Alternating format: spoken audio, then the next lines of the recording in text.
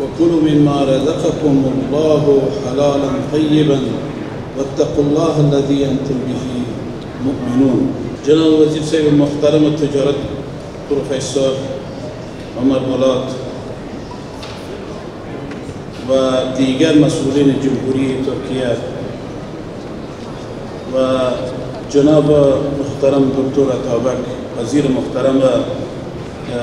صنعت، معدن و تجارت جمهوری اسلامی ایران، مسئولین سازمان‌های منطقوی و جهانی، حضار گرامی و همه ایتان، اول از همه السلام علیکم و رحمت الله و برکاته. و جناب والی صاحب، گورنر صاحب همچنان از استانبول تشریف داشتن، فکر میکنم رفتن و ایشان همچنان سلام‌های گرم خود تقدیم میکنم. مایه خرسندی است که برای دومین بار پیاپی در این برنامه مهم و بزرگ اشتراک می‌نماییم. در آغاز لازم می‌دانم از دعوت و میزبانی گرم کشور دوست و برادر ترکیه و برگزاری با شکوه دهمین دور نمایشگاه حلال 2025 استانبول تشکری و سپاسگزاری نمایم. نمایشگاه سالانه حلال استانبول فرصت ارزشمند برای معرفی ظرفیت‌ها، مزیت‌ها و دستاوردهای صنعت تجارت و محصولات حلال نه تنها برای کشورهای اسلامی بلکه برای تمامی کشورهایی است که علاقمند مشارکت در این برنامه می‌باشند. افغانستان به عنوان یک کشور اسلامی و پابند به معیارهای صنعت و تجارت حلال همواره مشتاق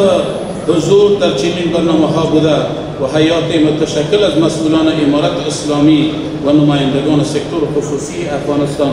در این دور نمایشگاه نیز اشتراک نموده است. حضار گرامی، امارت اسلامی افغانستان با داشتن پالیسی‌های اقتصاد محور و ایجاد و تحکیم روابط اقتصادی و تجارتی مؤثر با کشورهای همسایه، منطقه و جهان از طریق اقتصاد اسلامی و تجارت حلال تلاش می‌ورزد تا سکتور زراعت را تقویت، زیر ساختها را توسعه، صنایع داخلی را حمایت، ثبات مالی را حفظ و تشویق به سرمایه‌گذاران داخلی و خارجی نموده تا نفع تمامی جوانب در آن مشروط باشد. با توجه به حمایت سکتور خصوصی، توسعه قوانین نافذه امارت اسلامی افغانستان، موقعیت جغرافیایی و ترانزیتی افغانستان، موجودیت مواد خام، داشتن نیروی بشری جوان، دسترسی آسان به بازارهای آسیای مرکزی و جنوبی و فضای مسئول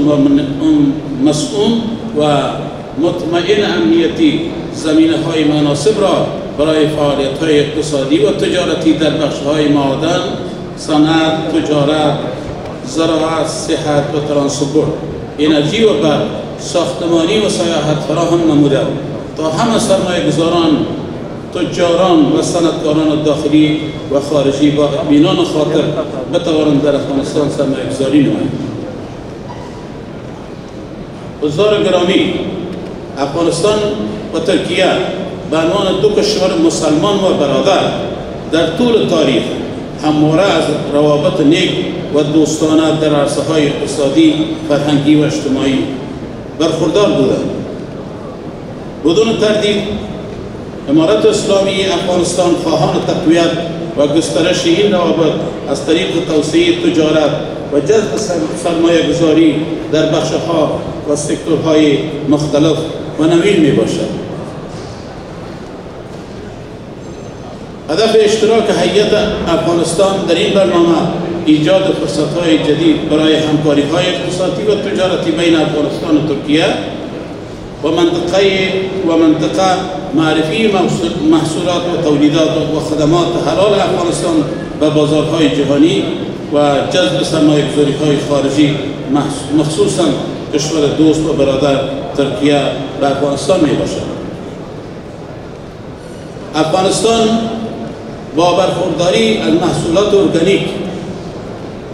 ارگانیک زراعتی مانند میوه‌های تازه و خشک، گیاه‌های دارویی، زعفران، پنبه